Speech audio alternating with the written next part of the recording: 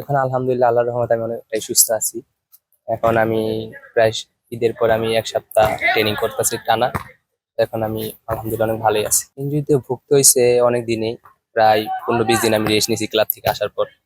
তারপরে থেকে আমি রিকভারি করার চেষ্টা করে এখন মাঠে আমি ফিরছি।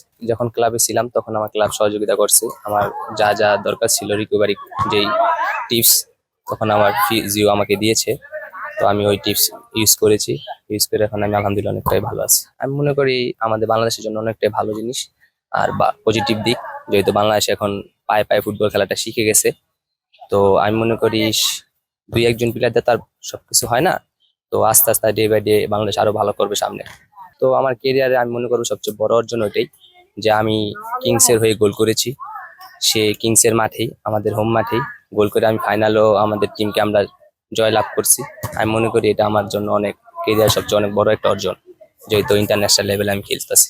ইনজুরি টাইমে অনলি একজন পায়, সাবস্টিটিউট পায়। তো ওখানে আমি নামার কথা ছিল না, কিন্তু ব্যালোরিতিতে আমাকে বলতেছে তোমার যাও মাঠে, তুমি যে তোমার মাঠে খেলতে হবে স্ট্রাইকার। ঠিক আছে, আমি বললাম ওকে কোচ, আই এম রেডি। তারপর আমি মাঠে নামলাম। তারপরে প্রথম 15 মিনিট গেল, পরে 15 মিনিটে রাকিব ভাই আমার একটা দুর্দান্ত বল দিল ক্রস। আমি বাধ্য পাই না যে ওটা গোল হয়ে যাবে, তো আমি মাথাটা লাগালাম কিন্তু গোল হয়ে গেছে। তারপরে এত সুন্দর একটা উদযাপন করছি। তো আমি মনে করি এটা অনেক ভালো লাগছে আমার কাছে। মানে এরকম লোকাল প্লেয়ার এরকম গোল হয়তো বা সবাই দেখে নাই, তো অনেকদিন পরে দেখছে, তাই সবাই আমাকে ইতিবাচক কিছু বলছে।